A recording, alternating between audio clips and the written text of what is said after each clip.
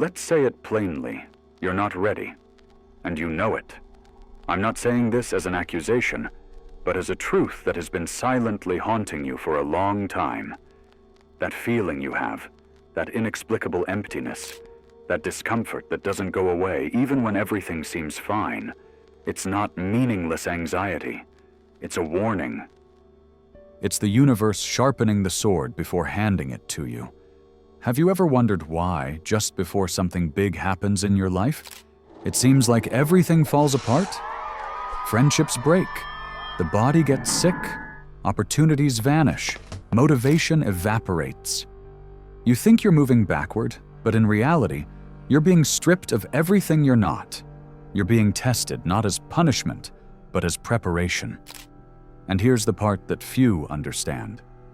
The universe doesn't grant gifts to those who haven't been refined inside. It's not about effort or luck. It's about transformation.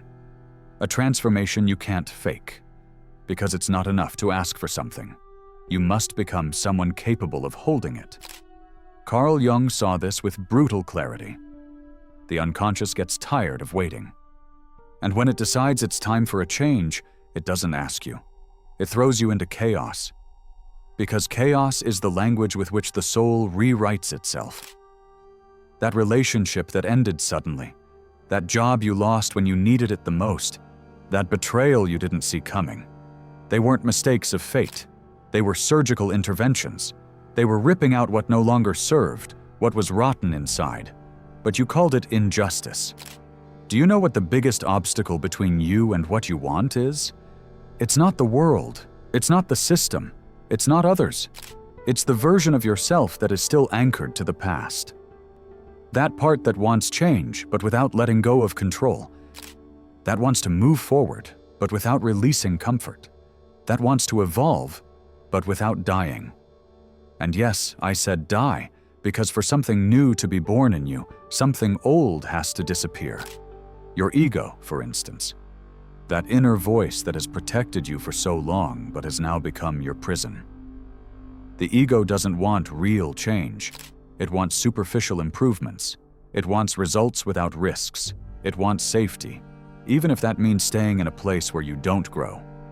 That's why, when the time for transformation comes, the ego fights, it resists, and that's when suffering begins.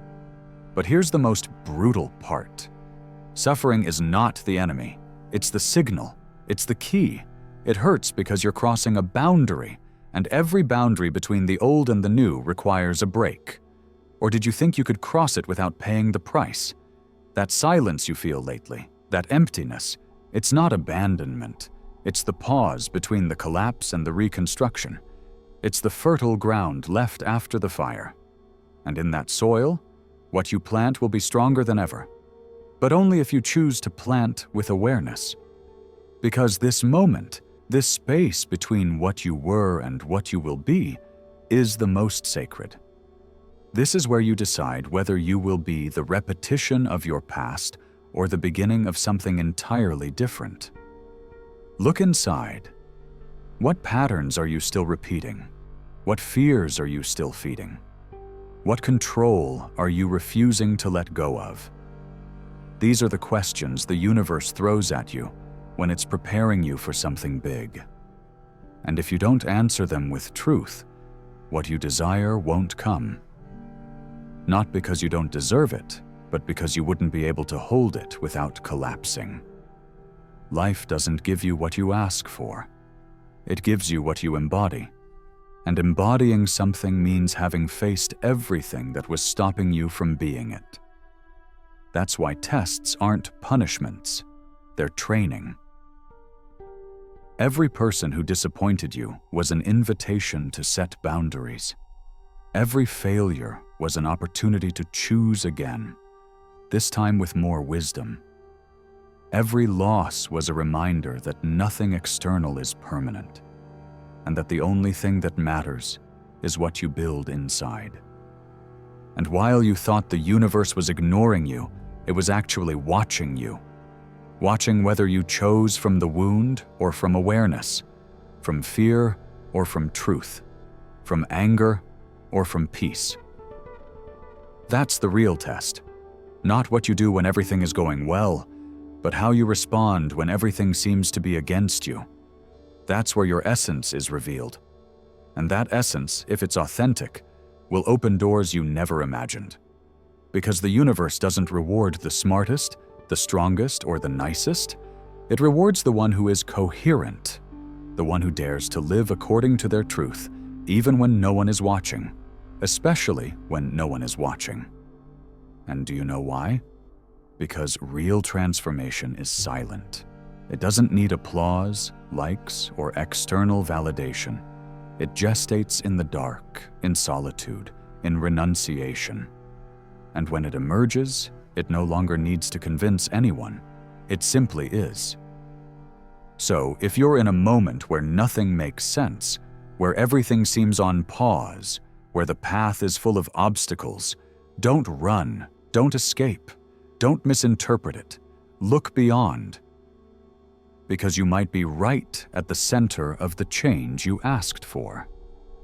But you haven't yet proven you're ready to hold it. And here's the challenge. How do you respond when the universe falls silent? How do you move when there are no signs? What do you choose when no one is applauding? The world is full of people who want to change their lives, but few are willing to change themselves. They want the new chapter, but don't want to close the old one. They want the extraordinary, but resist letting go of the familiar. That's not how it works. The alchemy of real change begins when you stop searching outside for what you can only build inside. When you decide that your inner peace is worth more than any external reward.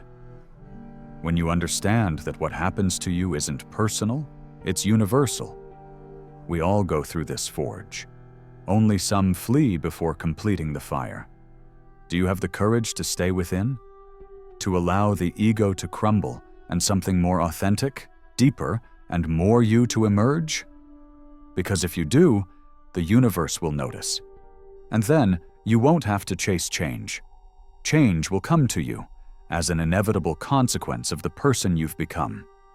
And here, at this point, the final paradox. When you no longer need it to come, that's when it comes.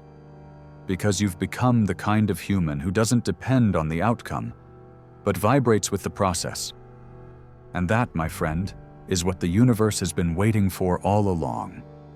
Now you know. You're not being punished, you're being prepared. Are you willing to take the test? And now that you've come this far, let's dive deeper into something few dare even consider. The difference between being tested and being revealed. Because yes, one thing is being pushed by life through tests, and another, very different thing, is discovering what those tests bring to light about you. Because when the universe shakes you, it's not transforming you from the outside. It's making visible what you already were but hadn't yet faced.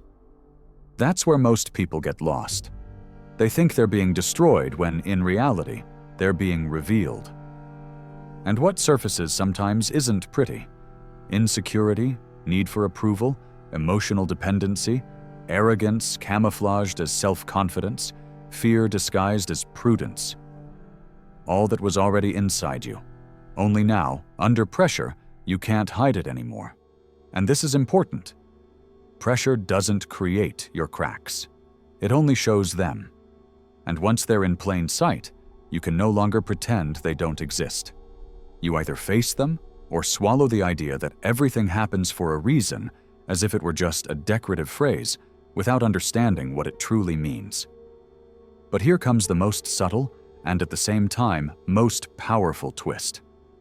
What happens to you is not to test your strength, but to cleanse your vision. You don't need to be stronger. You need to see more clearly.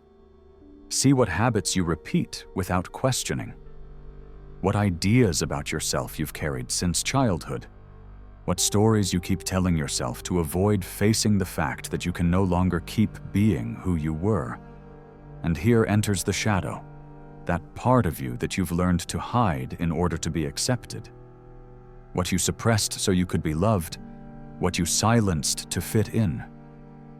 Jung said that one doesn't enlighten oneself by imagining figures of light, but by making one's darkness conscious.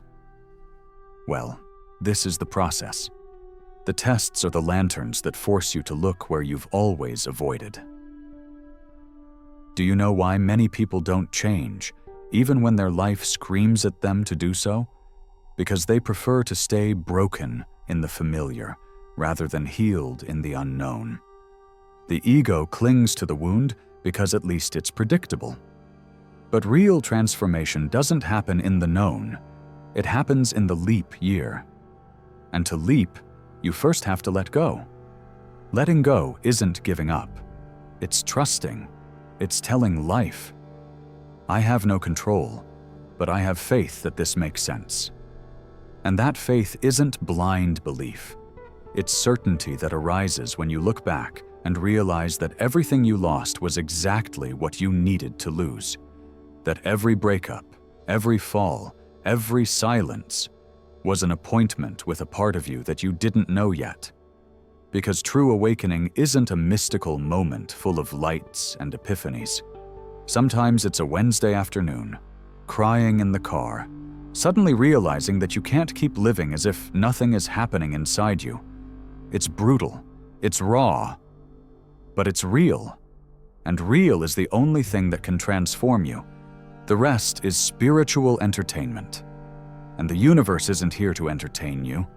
It's here to awaken you, to show you, time and time again, that what you seek is already inside, but covered by layers of fear, pride, desire for control, and self-deception. Do you want to manifest a new reality? Perfect, but make it clear. The price is your current version. You can't carry it with you. Not because it's bad, but because it's incomplete. Because it was built from survival, not from truth. And that's the next level of this conversation. Surviving isn't the same as living. The ego survives. The soul lives. And as long as you keep making decisions to avoid pain, to please others, to maintain control, you'll keep surviving. But once you choose to act from your truth, without guarantees, without results, just for internal coherence, that's when life begins. Do you know what the most powerful thing you can do when the universe tests you is? It's not to resist. It's not to endure. It's to listen. Because every test brings a message, but it's not written in ink. It's encoded in what hurts you. What bothers you the most is what you most need to review. What scares you the most is what you need to face. Pain isn't the problem. The problem is not knowing how to read it. And as long as you keep seeing difficulties as injustices instead of messages, you'll keep missing the gift they bring. You're not being punished. You're being called to remember who you are beneath all your masks. The universe doesn't want you strong. It wants you honest. Because from honesty comes real power, the kind that doesn't need to impose itself, because it simply radiates. And that's the essence of true change. It's not about imposing a new version of yourself. It's about allowing the one that's always been there, beneath everything you were taught to be, to emerge. Are you willing to allow it? Because that, and only that, is what determines whether you're ready to receive what you asked for. And remember this, you're not what you go through. You're how you choose to respond. And when that response comes from your truth, not from your fear, then the universe responds. Because it's always been a mirror. And now, finally, you can look at yourself without lies.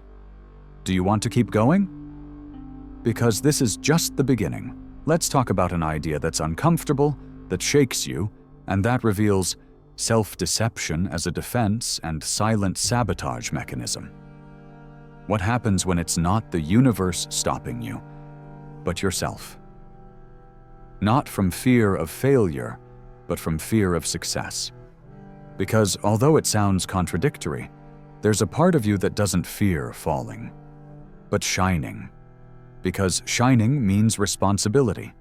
Because manifesting that which you've asked for means that you can no longer hide behind comfortable excuses. You'll have to step forward. And this is where the mind comes into play. That incessant factory of justifications, of well-constructed stories that make you feel like you're moving forward, when in reality, you're just going around in circles. Does that sound familiar? That feeling of being busy, doing things, planning, learning, but not moving an inch towards where you really want to be. It's the trap of infinite preparation. The excuse of, I'm still not ready.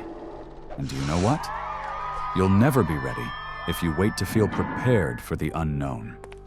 Because true preparation isn't completed before the leap. It's activated during the fall. The mind protects you, yes, but it also paralyzes you.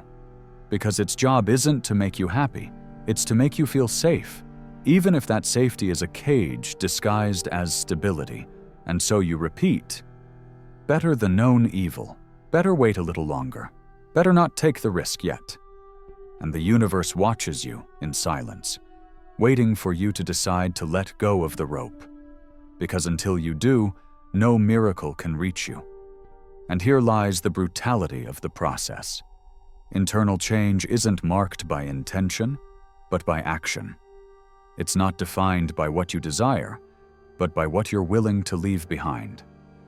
And this brings us to another point that almost no one wants to accept.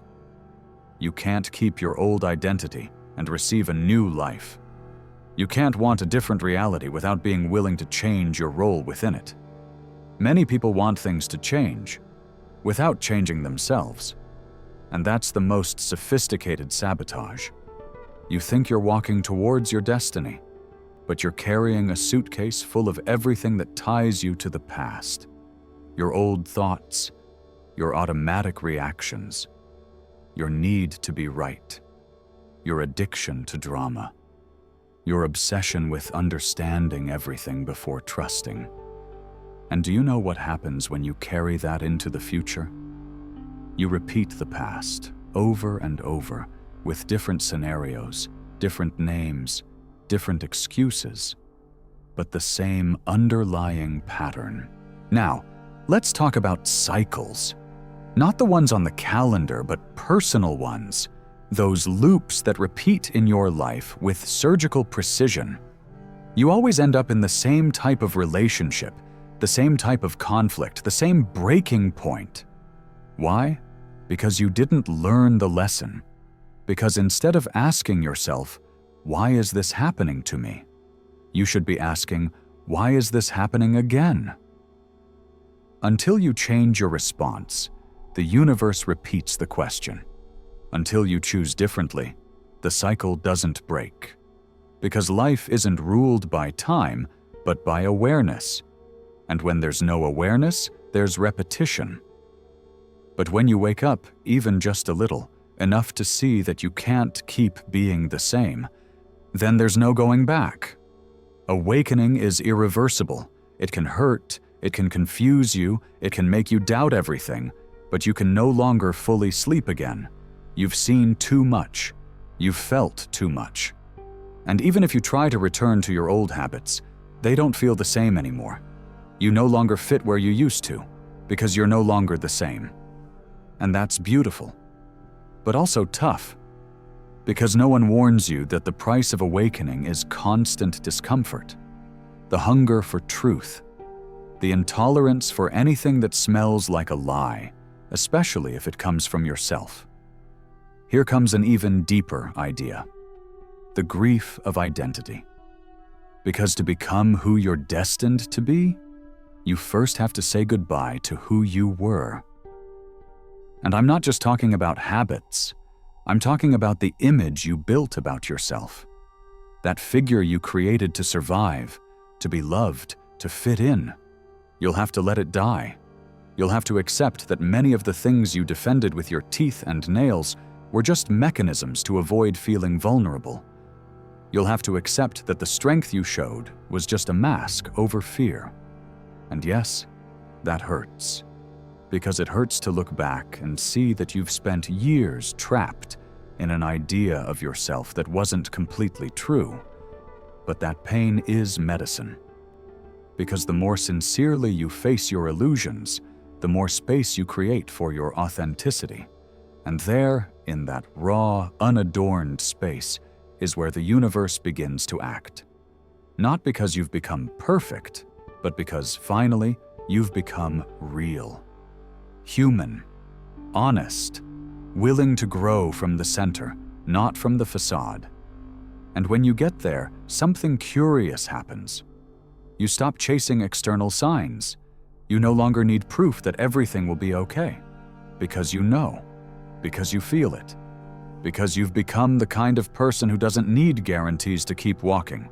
The kind of person who no longer negotiates with their intuition, who no longer postpones their truth, who knows that even though they can't see the whole path, they can trust the next step. And that, perhaps, is the biggest change of all.